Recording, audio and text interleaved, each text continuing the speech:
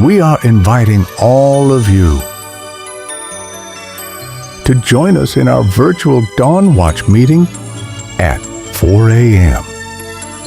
and Sunset Prayer meeting at 6 p.m. daily, hosted by Reverend Dr. Alex C. Nozuelo. Let Jesus Christ change your life. Be blessed with His words of encouragement. Pabuti po ng Panginoon. Amen, amen. Meron Kristo sa buhay. Amen. Hallelujah. Thank you, Lord. Natin na pag-live sa oras ito. Mula sa basahin ko po no, doon sa verse 11. Kapayapaan. At si Maria naman talagang hindi maalis, nakaupo lang. For today's Sunset Prayer meeting, Ito, sa ubasan ng Prayer Faith Church Worldwide Ministries Incorporated, tayo po'y gaganap ng ating Day 256 sa ating Sunset First Watch Prayer. Gamit po natin ang platform ng Zoom. Salamat sa mga kapatiran na naka-join na. 25 na po tayo. Isang screen na po tayo. 25 na po tayo na naka-join. Salamat sa mga kamanggagawa na hindi kinaliligtaan ang gawain ito. Hallelujah. Salamat dahil kung siguro nandito si Pastora Joanna, baka nandun ako ngayon sa white truck. Amen. Pero nung chat na siya sa akin, sabi niya, wala daw siya, kaya wala mag-handle. Kaya mas pinili kong wag nang pumunta sa white truck ngayon. Kaya salamat sa Diyos dahil Shabbat Shalom ng mga chauffeur blower. Nandun sila, may pagmi-meeting sila. Salamat din sa ating mga tigapanguna dahil sa kanilang kapaintulutan na magamit natin ang social media. Kaya sa oras na to, naka-Facebook live streaming na po tayo. Pwede na kayong mag-join doon at makita nyo na po yung ating live streaming. Amen. At i-share nyo po para mas marami ang makapanood. Salamat sa buhay ng ating Spiritual Director, Bishop Rosem Nozuelo, kasama kay Pastora Glory. At maging sa pag-upload, download, upload ng ating video, ang ating FB Live. Nililipat yan sa YouTube, nililipat yan sa TikTok, at nililipat din sa Spotify. Salamat sa buhay ni Pastora Sandra. Kasi ginagamit ng Diyos para lalo pa nating mapatagal yung ating paghahayag ng mabuting balita through online. Amen? February 14 na po tayo ngayon, 2026. At napaagad na po ng topic natin ngayon. Failure will not define you. Yan po yung topic po natin ngayon. At sasagutin yan ng ating tigapagayag ng salita ng Diyos. How can we experience God's grace even after years of walking with Him? Kaya tawagan na po natin si PME Annalyn Giray Toledo. Nak, it's your turn. Amen. Purihin po ang Panginoon. Salamat po tayo, Pastor Alex. Isang pagpalang gabi po sa ating lahat. Simula po sa ating mga butihing tagapanguna. Bishop Ros Nozuelo po, Pastora Glory Nozuelo, sa ating pong senior pastor, Pastor Alex Nozuelo, sa ating pong mga kapastoran, mga pulpit minute exhorters po, at sa lahat po ng chapter workers po ng kasang Prayer Faith Worldwide Ministry po. Muli isang napakaganda, kapagpalang gabi po sa ating pong lahat. Tunay nga po napakabuti po ng Diyos sapagkat muli niya po tayong tinipon ngayong gabi upang maranasan yung kanyang presensya at muling makinig po ng kanyang banal na salita. Kaya ngayong gabi po, mga kapatid ko sa pananampalataya, ang ating pong paggulay-gulayan ngayong oras po ito ay matatagpuan po sa aklat ng Lucas chapter 15 verses 11 to 24. Amen? Kung meron po tayong mga Biblia, ito po ay talinghaga tungkol sa alibugang anak. Ito po ang nasabi, nagpatuloy si Jesus sa kanyang pagkukwento. May isang ama na may dalawang anak na lalaki. Sinabi ng bunso sa kanyang ama, Ama, ibigay niyo na sa akin ang bahaging mga manalin ko. Kaya hinati ng ama ang ari-arian niya sa dalawa niyang anak. Pagkalipas ng ilang araw, ipinagbili ng bunso ang lahat ng minana niya at pumunta sa malayong bayan. Doon niya ginastos ang lahat sa walang kwentang pamumuhay. Nang maubos na ang pera niya, nagkaroon ng matinding paggutom sa lupaang iyon at naghirap siya. Kaya namasukan siya bilang tagapag-alaga ng baboy sa isang taga roon. Sa tingin ng kanyang gutom, parang gusto na niyang kainin kahit pagkain ng mga baboy dahil walang nagbibigay sa kanya ng pagkain.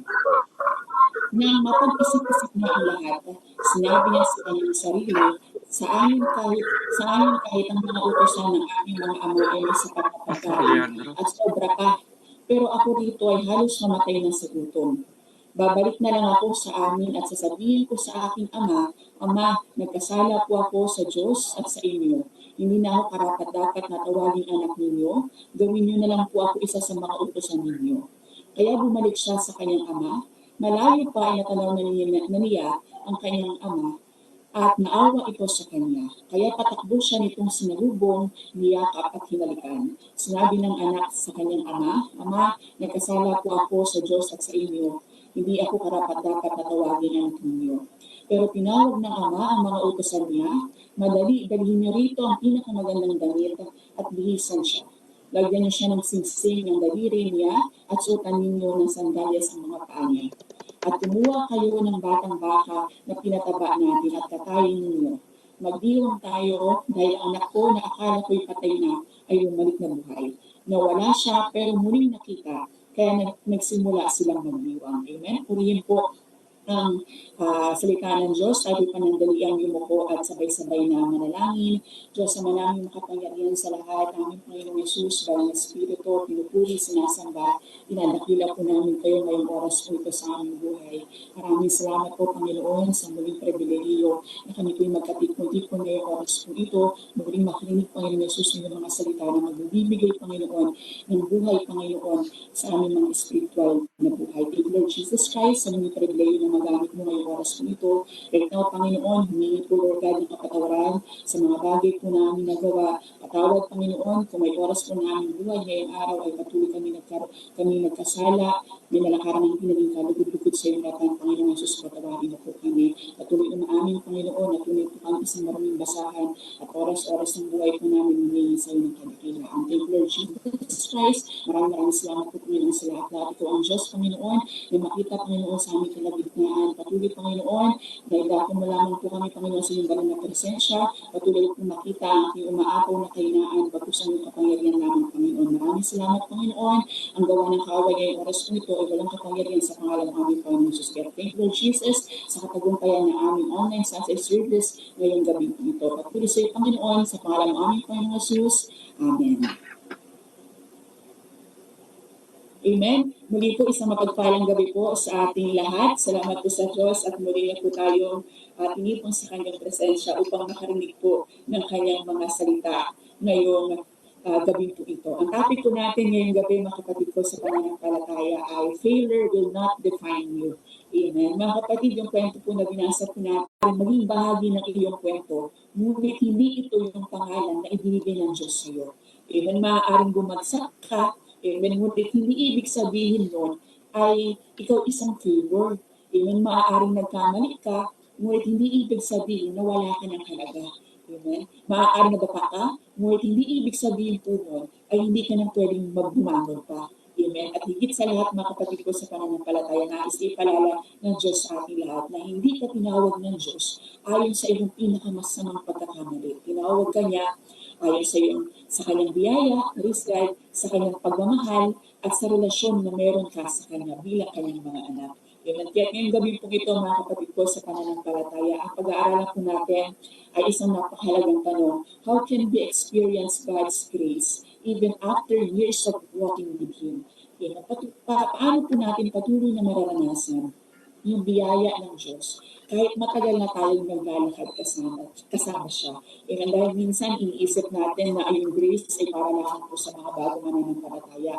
Akala natin yung biyaya ay para lang sa mga unang lumalapit sa Diyos. Pero mga kapatid, ang biyaya po ng Diyos ay hindi lamang po para sa mga taong bago lumalapit sa Kanya. Amen. Ang biyaya po ng Diyos ay para rin sa matagal ng naglilingkod, ngunit minsan nadapa. Amen. Para sa matagal ng sumusunod, ngunit minsan nahihina. Para sa mga taong matagal nang lumalakad kasama ang Panginoon, ngunit minsan nagkakamali. Dahil ang Diyos ay hindi lamang po siya yung Diyos ng pagpapatawad. Siya rin po yung Diyos ng pagpapanumbalik. He is also a God of restoration. Amen. Kaya kapag tayo ay nagkasala, hindi niya sinasabing tapos ka na. Amen. Hindi niya sinasabi na anak, umuwi ka na.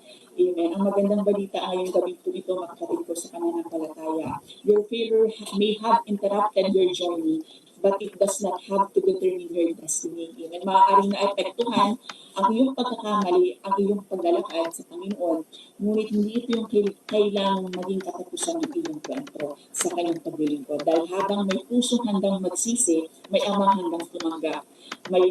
Handang may anak na handang bumalik, may ama na handang lumakap. Amen. At habang may pusong lumalapit muli sa Diyos, may handang biyayang naghihintay para sa Kanya. Amen. Katulad nga po kanina, failure will not define you. Your mistake is not your identity. Your past is not your final chapter, and you are still His child.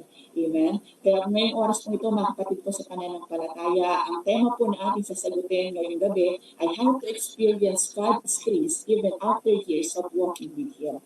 Amen? Point number 1 po, mga kapatid ko sa pananampalataya, natatagpuan po ito sa verses 17 to 18. Ang sabi po rito, nang mapag-isip-isip niya ang lahat, sinabi niya sa kanyang sarili, sa amin kahit ang mga utosan ng aking mga ama may sapat na pagkain at sobra pa. Pero ako rito ay halos mamatay na sa gutom. Babangon ako at pupunta ako sa aking ama. Point number 1 po, mga kapatid ko sa pananampalataya, how to experience God's grace even after years of walking with Him. Point number 1 po, don't let failure make you forget who you are. Amen. Mga kapatid, yung talatang po kanina, sa verse 17 to 18, ito po yung nagsisilbing turning point ng kwento ng Alibugang Anak. Amen. Bago po tayo maharating doon sa verse 17, nagbabasa po natin, nakita po natin kung paano unti-unting bumagsak po yung anak. Kinuha niya yung kanyang tahanan, yung kanyang ama, kinuha niya po yung kanyang mana, niluskay niya po lahat na naupo yung kamay, kaya tapos po dumating po siya sa matinding paggutom sa lugar ng kanyang pinuntahan. At dahil sa kanyang pangangailangan, napilitan po siyang magtrabaho sa pagpapakain ng mga baboy. Isang kalagayang pundukhang nakakahiya para sa isang Hudyo. Umabot po siya sa puntong gustong-gusto niya na kung kainin yung pagkain ng baboy, ngunit wala nga kung magbibigay sa kanya. Mapapansin po natin, walang natira sa kanya, wala na siyang pera, wala na siyang security, wala na siyang mga kaibigan, wala na siyang dignidad sa sarili niyang paningin. Ngunit pagkatapos po ng lahat ng iyon, mga kapatid ko sa pananampalataya, sinabi po dun sa kasulatan, pagkatapos niya kung na-experience yung mga yun, at sabi po dun sa may kasulatan, nang mapag-isip-isip niya ang lahat, amen, ang ganda po ng mga salitang iyon, ibig sabihin po noon, dumating yung sandali na nakita po niya yung kanyang tunay na kalagayan. Amen. Hindi na niya itinanggi yung kanyang pagkakamali, hindi niya sinisi yung paggutom, hindi niya sinisi yung kanyang mga kaibigan, hindi niya sinisi yung sitwasyon, hindi niya sinabi na kasalanan to ng ibang tao kung bakit ako napunta dito. No, sa halip po, hinarap niya yung katotohanan. At dito po makikita po natin, mga kapatid ko sa pananampalataya, yung isang mahalagang bahagi ng tunay na repentance. Amen. Ang pagsisisi po ay nagsisimula kapag handa na tayong harapin yung katotohanan tungkol sa ating nagawang pagkakamali. Amen. Pero mga kapatid ko, may isang bagay na napakahalaga din na mapapansin din po natin doon. Sa gitna ng kanyang kabiguan, hindi niya kinalimutan kung sino yung kanyang ama. Hindi niya sinabi po doon sa teksto na wala na akong ama. Hindi niya sinabi po doon na hindi na ako maaaring bumalik sa ama. Hindi niya rin sinabi sa kanyang isipan na siguro ayaw na sa akin ang aking ama. Sa halip, sinabi po niya, babangon ako at pupunta ako sa aking ama. Napakahalaga ng statement po na iyon dahil kahit alam niya na nagkasala po siya, alam pa rin niya na meron siyang ama na maaaring balikan. Amen. Nadapa siya, pero hindi po niya kinalimutan kung sino yun siya, kung saan siya dapat bumalik. Amen. Nagkamali po siya, pero hindi niya kinalimutan kung sino yung kanyang ama. Amen. At ito po yung unang bagay na nais itanim ng Diyos sa ating ngayong oras po ito ngayong gabi. Don't let your failure make you forget who you are. Yung maraming Kristyano, yung nagkakamali dito, mga kapatid, ito rin yung nangyayari sa maraming palataya ngayon. Kapag sila ay nagkasala o nadapa, ang unang reaksyon nila ay lumayo sa Diyos. Amen? Hindi dahil ayaw na nilang sumamba, hindi dahil nasala, hindi sila Lord. Amen. Paano pa ako hahanap sa Diyos? Amen. Matagal na akong Kristyano, dapat hindi na ako nagkakamali eh. Amen. Siguro tapos na yung plano ng Diyos para sa akin. Amen. Ganun po yung minsan yung thinking ng mga Kristyano. Matagal na naglilingkod sa Diyos kapag nakagawa sila ng pagkakasala o pagkadapa. Amen. Mga kapatid, kapag ganito yung iniisip po natin, hindi lamang kasalanan yung nagiging problema po natin, nagiging problema na rin po natin yung ating pagkakakilanlan. Amen. Dahil unti-unti po natin tinitingnan yung ating sarili, hindi ayon sa sinasabi ng Diyos tungkol sa atin, kundi ayon sa ating pinakabagong pagkakamali. Amen. At kapag nangyari po yun, mga kapatid ko sa pananampalataya, yung failure na dapat sana ay maging dahilan upang tayo ay magsisi at bumalik sa Diyos. Ito po yung nagiging dahilan kung bakit tayo lumalayo sa Diyos. Amen. Mga kapatid, isa po ito sa mga taktika ng kaaway. Amen. Hindi sapat sa kanya na ikaw yung madapa. Gusto niya manatili kang nakahiga. Hindi sapat na ikaw ay magkasala. Gusto niyang paniwalaan mo wala ka ng pag-asang makabangon. Ayun po yung lagi sinasabi ng kaaway. Hindi sapat sa kaaway na makagawa ka lang na mali. Gusto niya, isipin natin na ikaw mismo ay mali na at wala ka ng halaga sa harapan ng Diyos. Amen. At bubulong siya yung mga salitang tulad ng, Kristyano ka pa ba? Pagkatas ng ginawa mo, hindi ka na karapat-dapat. Amen, hindi ka na magagamit ng Diyos. Amen, wala nang plano ang Diyos para sa iyo. Ngunit mga kapatid ko sa pananampalataya, ito po yung ipaalala at patandaan sa atin ng ating Panginoong Yesus. Ang conviction po ng Diyos ay dinadala tayo sa pagsisisi. Amen. At ang condemnation po ay ng kaaway ay tinutulak po tayo sa paglayo. Amen. Magkaiba po iyon. Amen. Kapag kinokondena tayo ng kaaway, sinasabi niya wala ka ng pag-asa. Ngunit kapag kinukumbisi tayo ng Espiritu Santo tungkol sa ating mga kasalanan, ang sinasabi po na ang presensya ng ating Panginoon, anak, bumalik ka. Amen. Ang sabi po ng Diyos sa book of 1 John chapter 3 verse 1, masdan nyo kung gaano kalaki ang pag-ibig na ibigay natin sa atin ng Ama upang tayo matawag ng mga anak ng Diyos at tayo nga ay kanyang mga anak. Pansinin niyo po dito sinabi po ni Juan, hindi niya po sinabi kapag hindi ka nagkasala sa magiging anak ng Diyos. Ang sinabi po niya, tayo nga ay kanyang mga anak. Yan mga kapatid, ang ating pagiging anak sa Diyos ay hindi po nakasalalay sa pagiging perfecto natin. Amen. Ito po yung nakabatay sa biyaya at pag-ibig po ng ating Panginoon. Amen. Hindi ibig sabihin na binabaliwala natin yung kasalanan. Napakahalaga po ang pagsisisi, napakahalaga po ang kabanalan, napakahalaga po ang obedience. At kapag tayo po ay nagkasala, kailangan po natin aminin at talikuran po yung mga kasalanan po natin. Amen. Pero sa ating pong pagkadapa, hindi po nangangahulugan na wala na tayong Ama. Amen. Ang pagkakamali po natin ay hindi automatiko na nangangahulugan na tapos na yung relasyon natin sa Diyos. Amen. Dahil sabi po ng Diyos sa 1 John chapter 1 verse 9, kung ipapahayag natin ang ating mga kasalanan, siya ay tapat at matuwid upang tayo patawarin sa ating mga kasalanan at tayo lilinisin niya sa lahat ng ating kalikutan. Amen. Pansinin po natin dito, hindi sinabi ng Diyos na kapag nagkasala ka, lumayo ka na sa akin. Amen. Hindi niya sinabi na ayusin mo muna yung sarili mo bago ka bumalik.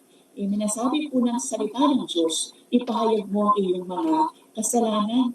Amen. At siya ay tapat, matuwid po upang magpatawad at maglinis. Iyan po yung puso na ating Ama. Kapag tayo ay nagkasala, ang solusyon po ay hindi pagtatago, hindi yung paglayo. Amen. Ang solusyon po, kailangan natin bumalik, mas lalong lumapit sa ating Panginoon. Amen. Kapag tayo ay nadapa, mga kapatid ko sa pananampalataya, huwag natin isipin na kailangan muna natin maging malinis bago tayo lumapit sa Diyos. Lumapit tayo sa Diyos upang siya yung maglinis sa atin. Amen. Yung alibugang anak ko, mga kapatid ko sa pananampalataya, hindi muna niya inayos yung kanyang sarili eh. Amen po, bumalik po siya sa kanyang Ama. Amen, bumalik siya sa kanyang Ama at doon po niya naranasan yung pagtanggap, yung awa at restoration. Amen. Kaya mga kapatid ko sa pananampalataya, kung ikaw ay nadapa, huwag mong ahayaan na yung failure, yung pagkakamali mo ay magsabi kung sino ka. Amen. Ang iyong pagkakamali ay totoo. Kailangan mo itong pagsisihan. Kung nakagawa ka ng mali, aminin. Kung nagkasala ka, magsisi. Kung kailangan mo humingi ng tawad, humingi ka ng tawad sa Diyos. Pero huwag po natin nahayaan na yung ating pagkakamali ay yun na yung magiging identity natin. Amen. You are more than worse. You are more than your worst favor. Amen. Kung ikaw ay Kristyano, ikaw ay kay Kristo, ang iyong pagkakamali ay hindi ang kabuuan ng iyong pagkatao. Amen. Mga kapatid, maaaring nadapa ka, pero hindi ibig sabihin po nun ay hindi ka niya na anak. Amen. Maaaring nagkamali ka, pero hindi ibig sabihin po nun ay wala ka ng halaga sa Diyos. Amen. Maaaring nalayo ka, pero maaari ka pa rin pong bumalik sa Kanya. Amen. Kaya kapag ikaw ay nadapa, huwag kang tumakas palayo sa Diyos. Amen. Huwag kang mahiya. Amen. Tumakbo ka papunta sa ating Panginoong Yesus. Dahil ang Ama po, mga kapatid ko sa pananampalataya, hindi naghihintay upang itaboy ang kanyang anak. Katulad po kanina sa talinghagaan, naghihintay siya upang sulubungin ang anak na bumalik. Amen. Hindi upang ipahiya ka, hindi upang ipakita sa iyo yung pagkakamali mo, kundi upang yakapin ka, hindi upang sirain ka, upang patawarin ka, hindi upang manatili ka sa iyong nakaraan, kundi upang linisin at panumbalikin ka sa kanyang presensya. Amen. Kaya mga kapatid ko sa pananampalataya, ngayong gabi po ito, kung may isang bagay kang dapat tandaan, ito po yun. Failure will not define you. Hindi ang pagkakamali mo ang nagpapakilala kung sino ka. Ang Diyos ang nagsasabi kung sino ka. Amen. At kung ikaw ay yung kanyang anak, bumangon ka, bumalik ka, patuloy kang bumalik sa Kanya at lumapit ka sa ating Panginoong Yesus. Amen. Dahil yung failure po, yung minsan nating pagkakamali, maaaring maging bahagi ng ating kwento, pero hindi po ito yung katapusan ng ating paglilingkod sa Kanya. Amen. Kaya point number 1 po, mga kapatid ko, sa pananampalataya, don't let failure define you. Amen. Point number 2 na po, mga kapatid ko sa pananampalataya, matatagpuan na po natin ito sa verse 20. Ang sabi po nito, kaya bumalik siya sa kanyang ama, malayo pa ay natanaw na niya ang kanyang ama at naawa ito sa kanya. Kaya patakbo siyang sinalubong, niyakap at hinalikan. Amen. Point number 2 po, mga kapatid ko sa pananampalataya, how to experience God's peace even after years of walking with Him.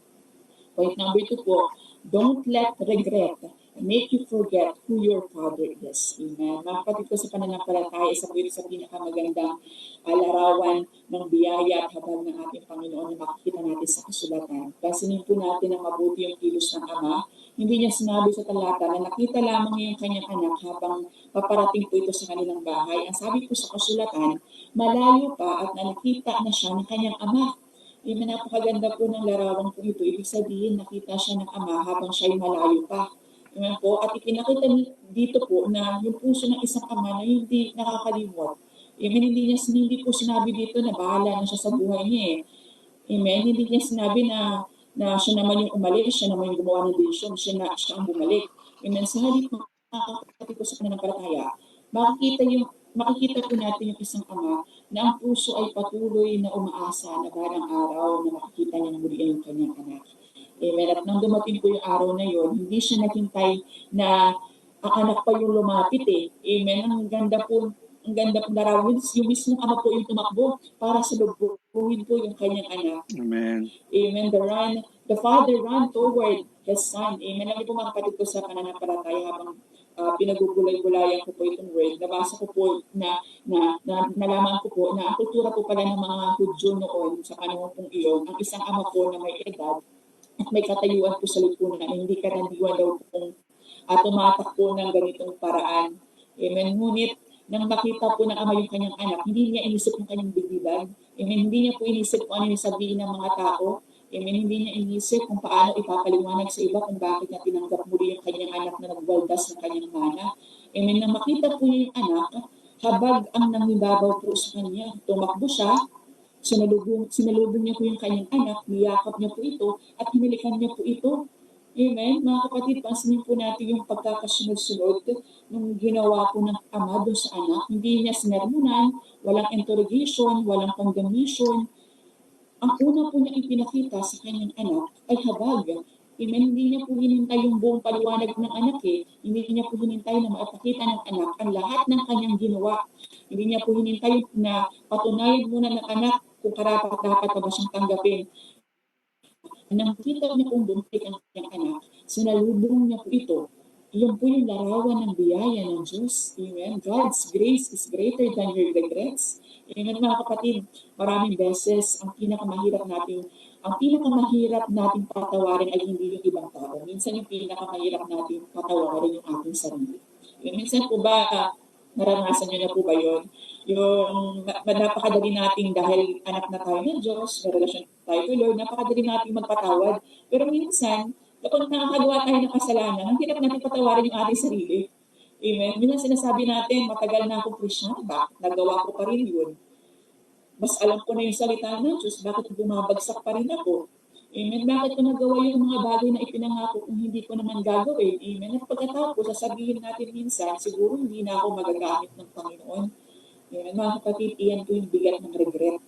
Amen. Ang pagsisisi po ay mabuti kapag dinadala tayo nito sa Diyos. Amen. Ngunit po, ang pagsisisi na hindi natin ipagkakatiwala sa Diyos ay maaaring maging tanikala na paulit-ulit tayo ibinabalik sa ating nakaraan. Amen. Paulit-ulit natin iniisip ang ating pagkakamali. Paulit-ulit natin hinahatulan yung ating mga sarili. Paulit-ulit natin sinasabi sa ating mga isip na kung hindi ko sana ginawa yun, kung maaari ko lang maibalik yung dati, kung naging mas maingat lang sana ako, regret po yun eh. Ngunit mga kapatid ko sa pananampalataya, hindi natin mababago ang kahapon. Yung maaari natin gawin ay dalhin natin yung ating kahapon sa biyaya ng Diyos. Amen. Dahil ang mensahe po sa Lucas 15 ay malinaw, ang sabi doon, mas malaki ang biyaya ng Diyos kaysa sa ating pinakamalaking pagsisisi. Amen. Hindi itinanggi ng Ama yung pagkakamali ng kanyang anak.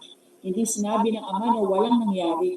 Pero hindi rin niya hinahayaan ang kasalanan ng anak ang magkaroon ng huling salita sa buhay nito. Amen. The Son's failure was not the final word. Amen. The Father grace was. Amen. Yung biyaya ng Diyos. Lagi po natin tandaan na hindi mo kailangan ayusin muna ang sarili mo bago lumapit sa Diyos. Minsan, iniisip natin na kapag nagkasala po tayo, nagkamali tayo, minsan kailangan muna natin ayusin yung ating sarili bago tayo lumapit sa Diyos. Amen. Iniisip natin, kailangan ko muna maging okay, kailangan ko muna ng patunayan na seryoso ko magbago, kailangan ko muna maging karapat-dapat bago ko muling tanggapin ng Diyos.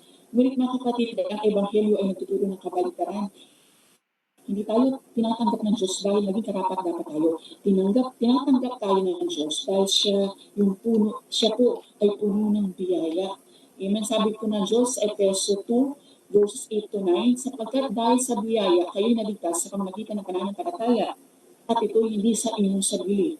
Ito'y kaloob ng Diyos, hindi dahil sa mga gawa upang ang sinuman ay huwag magmapuri. Yung mga kapatid, kung ating kaligtasan ay nagsimula sa biyaya, ang ating pagpapanumbalik ay kailangan din natin tanggapin sa pamamagitan ng biyaya. Amen po, hindi natin sinisimulan ang relasyon natin sa Diyos dahil napakabuti natin at hindi rin natin maibabalik ang ating relasyon sa Kanya sa pamamagitan lamang ng ating mga sariling pag-isikap. Grace started it, grace sustained it dahil sa biyaya lamang po ng ating Panginoon. At dahil sa biyaya ng Diyos, tayo po ay mare-restore. Amen. Grace restores us when we fall. Amen. Ang Diyos ay hindi nag-iipon ng pagkakamali. Amen. Sabi po ng Diyos sa awit 183, verse 8 and 12, ang Panginoon ay mahabagin at mapagpala, banayad sa pagkakagalit at sagana sa tapat na pag-ibig. Kung gaano kalayo ang silangan sa kanluran, kayong niyak inilalayo sa atin ang ating mga pagkasuway. Ayan po yung puso ng ating Ama, napakaganda. Hindi siya ang Diyos na naghihintay lamang ng pagkakataon upang ipaalala sa atin ang lahat ng ating pagkakamali. Kapag tayo po ay tunay na nagsisi, at lumapit po sa ating Panginoon, pinapatawad niya tayo, amen, nililinis niya po tayo, at inaalis niya po yung bigat ng ating kasalanan. Amen. Mga kapatid, hindi ibig sabihin nito na hindi mahalaga yung consequences po sa ating mga decision. Amen po, may mga pagkakamaling may epekto. Amen. May mga sugat na nangangailangan ng panahon upang gumaling. May mga relasyon na kailangan ng restoration. Ngunit kahit may consequences, may grace, may biyaya. Amen. At kahit may proseso po ng healing, may presensya po ng Diyos. At ang biyaya po ng Diyos ay hindi nangangahulugan, walang nangyayari. Amen. At ang biyaya po ng Diyos ay nangangahulugan na ang nangyari ay hindi na kailangang maging katapusan ng iyong kwento. Amen. Tandaan po natin, God's grace is always greater than your regret. Amen. Your regret may remind you of your past, but God's grace reminds you of your future. Amen. Ang regret, nagsasabi na tingnan mo kung anong ginawa mo. Ngunit yung biyaya ng Diyos, sinasabi niya, tingnan mo kung ano ang maaari mong gawin sa buhay mo. Amen. Yung regret, sinasabi sa'yo, tapos na. Pero ang biyaya ng Diyos, ang sasabihin sa'yo, bumangon ka, may pagpapatuloy pa ako sa buhay mo. Amen. Kaya wag po tayong mananatili sa guilt, wag po tayong mananatili sa kahihiyan. Amen. Huwag kang manatili sa nakaraan. Amen. Dahil ang biyaya po ng Diyos ay hindi lang nagpapanumbalik. Amen. Nagpapagaling, nagpapalakas po yung biyaya ng Diyos. Kaya po yung point number 1 po natin, I don't let failure make you forget who you are. Yung point number 2 po natin, mga kapatid ko sa pananampalataya. Don't let regret make you forget who your Father is. Ang Ama po ay pong biyaya ng ating Panginoon at ang kanyang biyaya ay mas malaki kaysa sa iyong pinakamalalim na pagsisisi. Amen. Kaya point number 2 po, mga kapatid ko sa pananampalataya, don't let regret make you forget who your Father is. Amen. Puri ng salita ng Diyos. Dako na po tayo sa point number 3, mga kapatid ko sa pananampalataya. Matatagpuan po ito sa verses 22 to 24. Ang sabi po dito, ngunit sinabi ng Ama sa kanyang mga alipin, dali ninyo rito ang pinakamagandang damit at bihisan siya. Lagyan ninyo ng singsing ang daliri niya at suotan ninyo ng sandalyas ang mga paa niya. At kumuha kayo ng batang baka, pinataba natin at katayin niyo. Magdiwang tayo sapagkat ang anak ko ito ay patay na, ngunit muling nabuhay, na wala siyang ngunit natagpuan. Kaya nagsimula silang magdiwang. Amen. Puri ng Diyos sa salita niya. Point number 3 po, mga kapatid po sa pananampalataya. Damit, lagyan siya ng singsing, suotan po siya ng sandalyas, at maghanda sila ng malaking pagdiriwang. Kapansin po natin, hindi lang po ito simpleng regalo na binigay ng Ama. Ang bawat isa pong regalo na binigay po ng Ama ay mayroon po isang napakalalim na katotohanan tungkol sa puso ng Ama. The Father did not just receive His Son back, He restored Him. Yung mga bagay po na binigay ng Ama sa kanyang anak, may mga magagandang simbolo po yun. Yung una po, ang sabi po sa una, dalhin ninyo ang pinakamagandang damit at isuot ninyo sa kanya yung robe. The robe po, ito po ay nagsisimbolo ng restoration of honor. Amen. Ang damit po ay larawan ng pagtanggap, dangal, at pagpapanumbalik. Amen. Ang anak na umuwi na marahil ay marumi, gusot at dala yung bigat ng kanyang kahiyan, ngunit hindi siya hinayaan ng Ama na manatili po sa kanyang kalalagyan. Tinakpan po ng Ama yung kanyang kahiyan at binihisan po siya ng karangalan. Ganda po no, yung sobrang dumi ng anak, tapos binihisan ng Ama ng napakagandang karangalan. Nakaka-amaze po no, mga kapatid. Ganito rin po yung ginagawa ng Diyos sa buhay natin. Maaaring ang tingin mo sa sarili mo ay minsan marumi ka, bigo ka, na hindi ka nakarapat-dapat. Ngunit kapag tayo po ay nagsisisi sa mga oras na tayo nagkakamali at bumalik po tayo sa Diyos, hindi niya tayo hinahayaang manatili sa identity ng ating pagkakamali. He restores our honor. Amen. Pangalawa po, yung sabi po doon, pagkatapos niya pong suotan po ng robe, ang sabi niya po doon, nilagyan ito ng singsing ang kanyang daliri. Yung ring, the ring, yun po yung kanina, robe of honor, ito pong pangalawa, the ring, restoration of identity. Amen. Yung singsing po ay maaaring magpahiwatig ng pagkakabilang sa pamilya o pagkakakilanlan o autoridad. Hindi po ito simpleng palamuti, yung singsing po na binigay sa anak, hindi po simpleng palamuti, may simbolo po siya Restoration of identity. Ito po yung larawan na anak ay muling tinanggap bilang bahagi ng pamilya. Amen. Hindi niya kailangan mamuhay bilang isang estranghero ng sariling tahanan. Hindi siya pinauwi upang maging bisita. Anak siya at ito yung mahalagang mensahe. Ang pagkakamali ng anak ay hindi nagbura sa kanyang pagkakabilang bilang anak. Amen. At pangatlo po, yung pangatlo pong ibinigay dun sa anak, pagkatapos po ng robe, ng singsing, yung pangatlo po, sinuotan po siya ng sandalyas. Suotan nyo ng sandalyas ang kanyang mga paa. Amen. Yung sandals po, the sandals po, ito po yung sinisimbolo ng restoration of sonship. Amen. Sa konteksto po ng sinaunang tahanan, ang sandalyas po ay maaaring magpahiwatig ng katayuan ng isang malayang tao. Samantalang ang mga alipin ay karamihan hindi po nagsusuot ng sandalyas noon sa kareyong paraan. Kaya sa halip po na gawing alipin yung anak, ipinakita po ng Ama na hindi ka uuwi bilang alipin, uuwi ka bilang anak. Amen? Napakaganda po nito dahil nung una, sinabi po ng anak, gawin mo isa sa iyong mga gawin mo ako sa isa sa iyong mga upahang utusan. Ngunit hindi po yung naging ginawa ng ama sa kanya eh. Amen. Hindi po sabi ng ama na, sige, magtrabaho ka muna para mabawi mo yung tiwala ko sa iyo. Amen. Hindi niya sinabi na magsimula ka sa pinakamababang punsyon bago ka tatanggapin eh. Amen. Pero sa halip, ang sinabi po ng kanyang, ibinalik niya ang kanyang anak sa pamilya. Amen. Ang anak kong ito, ang sabi po ron, at higit sa lahat, pakinggan po natin sinabi, ang anak kong ito, amen, pag hindi po sinabi na ang dating anak ko, amen, hindi sinabi ng anak ko ay sumiran ng pangalan ng pamilya, hindi po eh. Ang anak kong ito, amen, mga kapatid, napakalalim ng statement po na ito, bagamat nagkasalang anak, hindi siya tumigil na maging anak. Amen, patuloy lumabas doon sa labi ng kanyang ama na anak ko ito. Amen, hindi lamang siya pinatawad, siya ay pinanumbalik. Amen, lagi po natin tandaan mga kapatid ko sa pananampalataya. God doesn't just forgive. He restores. Amen, maraming Krisyano ang naniniwalang kaya silang patawarin ng Diyos, ngunit nahihirapan silang paniwalaan na maaari pa rin silang gamitin ng Diyos. Amen, iniisip nila na siguro napatawad na ako pero tapos na yung ministry ko. Siguro wala nang plano ang Diyos para sa akin. Marahil hindi na ako mapagkakatiwalaan ng Panginoon kasi doon sa ginawa kong pagkakamali.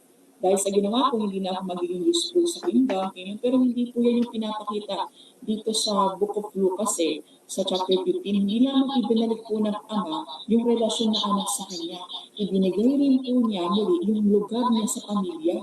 Dito po natin makita yung isang napakahalagang prinsipyo ng ating Panginoon, na God's grace does not only restore your relationship with Him, it can also restore your purpose in Him.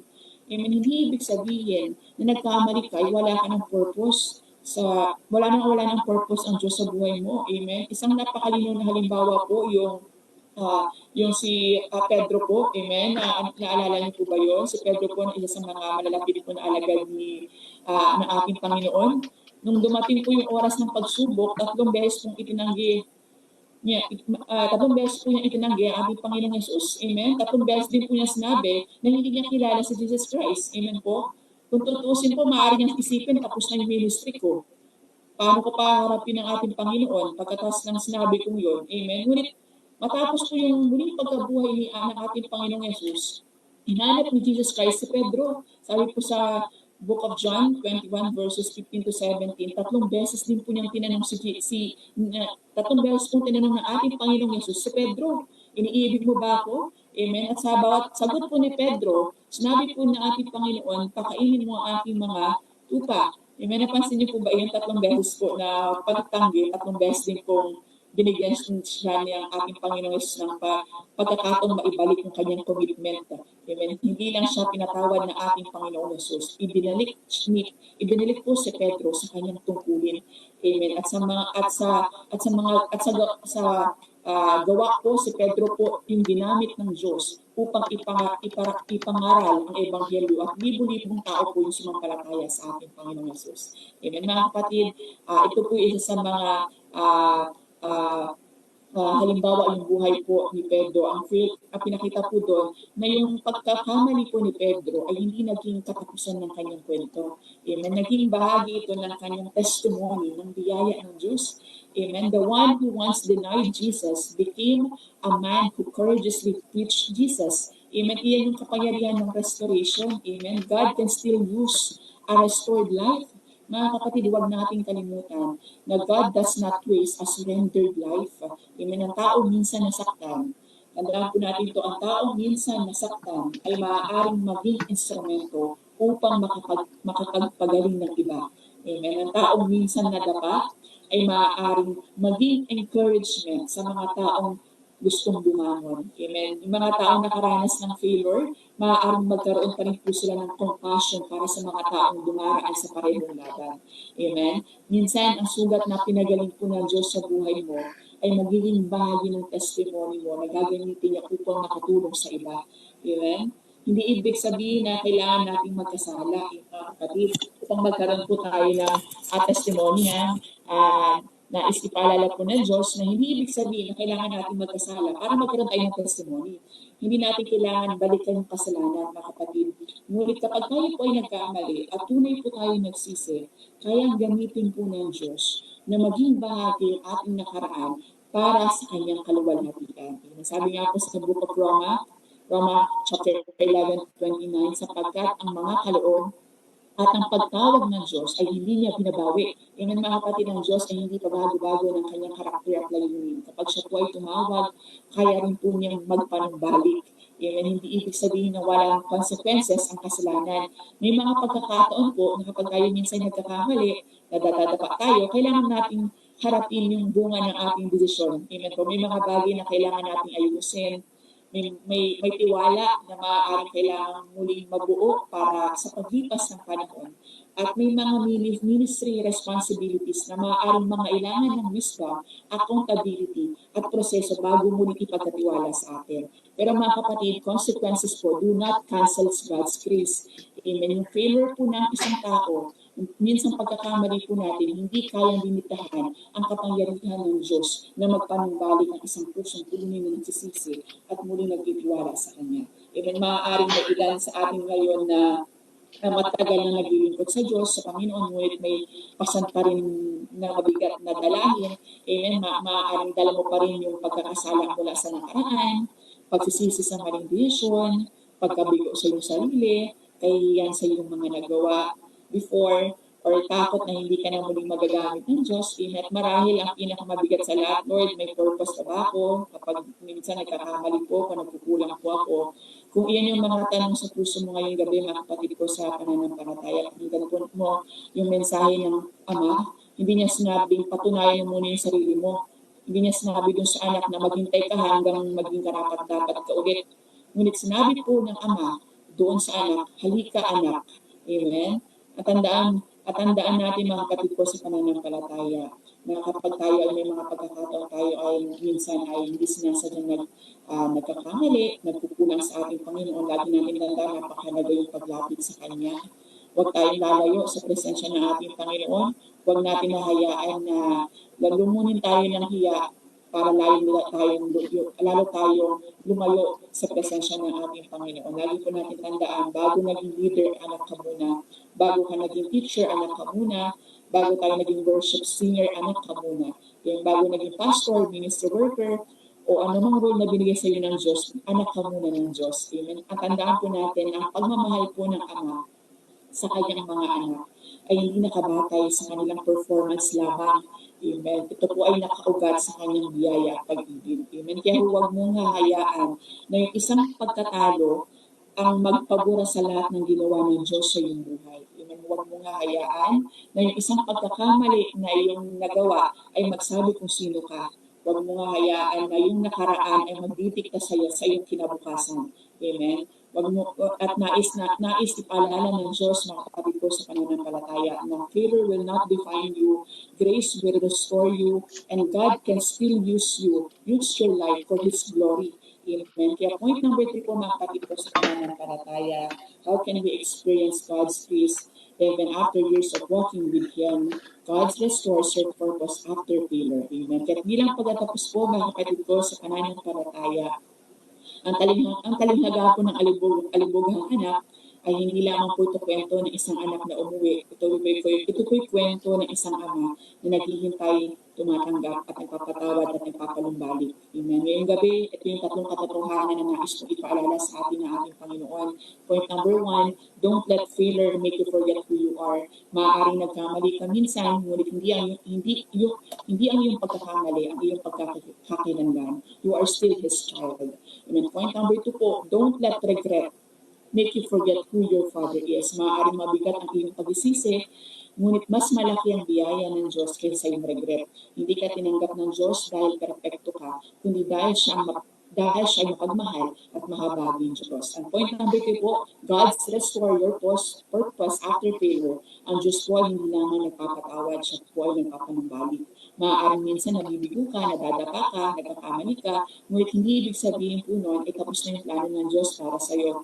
Failure may have marked your past, but it does not have the power to define your future. Kung ikaw po ay nadapa minsan ay nagkakamali, bumangon ka. Kung minsan ikaw ay lumalayo, bumalik ka sa Ama. Amen. May kapatawaran, may restoration, may layunin po ang Diyos para sa buhay po natin. Amen. Your failure is not our final chapter. God's grace is. Amen. Failure will not define you. You are still His child. Amen. Kaya lamang po mga kapatid ko sa pananampalataya, purihin po ang ating Panginoong Yesus. Tunay po siyang mabuti. Tayo panandaliang yumuko. At sabay-sabay ng manalangin. Diyos na maraming makapangyarihan sa lahat, aming Panginoong Yesus. Maraming salamat po, Lord Jesus Christ, sa napakagandang salita na iyong binahagi po sa aming lahat. Maraming salamat, Panginoon, sa patuloy na pagpapaala na ang iyong habag, awa at grasya, Panginoon, ay patuloy namin naranasan sa aming buhay sa mga pagkakataon na kami patuloy nagkukulang, nagkakamali. Salamat, Panginoon, sapagkat patuloy mong itinuro sa amin, Panginoon, sa mga oras, Panginoon, hindi po kami perpekto. Ikaw ay lagi nandiyan para kami yakapin, hagkan, Panginoon, at patuloy, Panginoon, tanggapin bilang mga anak. Kaya maraming salamat, Panginoong Yesus, sa iyong pag-ibig na bumubuhay po sa amin lahat. Tunay kang mabuting Diyos, tapat ng Diyos sa aming buhay. Kaya right now, Panginoon, sa bawat oras, Panginoon, na aming buhay, na kapag, Panginoong Yesus, kailangan po namin ang iyong tulong. Ikaw ang Diyos. Let your presence, Panginoon, let your Holy Spirit, Panginoon, ay aming maranasan. Upang hindi po kami, Panginoong Yesus, magkamali at magkulang sa iyong harapan. Maraming salamat, Panginoon. I-bless mo, Lord Jesus, kasi ang mga tao na kinig na iyong salita, ikaw ang Diyos na mag-bless, magpatuloy na pagpalain ng kanilang buhay. Maraming salamat po sa pangalan mo aming Panginoong Yesus. Amen. Amen, amen. Praise God. Palapakan natin ang Diyos. Sa buhay ni Pastor Alipemi Annalyn. Napasarap siya. Amen. Umabot siya ng 47 minutes. Hallelujah. Biyaya ni Lord yan. Mga kapatid ko sa Panginoon, tandaan natin, hindi lang ito kwento ng prodigal son, hindi siya nanatili sa kulungan ng baboy, kundi siya ay nagbalik loob sa kanyang ama. Marami sa atin kapag nakaranas ng failure, parang talunan na. Dapat hindi. Okay? Lagi ko sinasabi, the more na nagkakamali tayo, the more na dapat lumapit tayo sa Diyos. Thank you for watching. Celebrate with us at Shabbat Shalom every first Friday of the month at 5:30 in the afternoon, and monthly pastors gathering every third Friday of the month at 5:30 in the afternoon. Join us at Zoom. Watch our videos via YouTube, Facebook, and Spotify. Thank you, and God bless.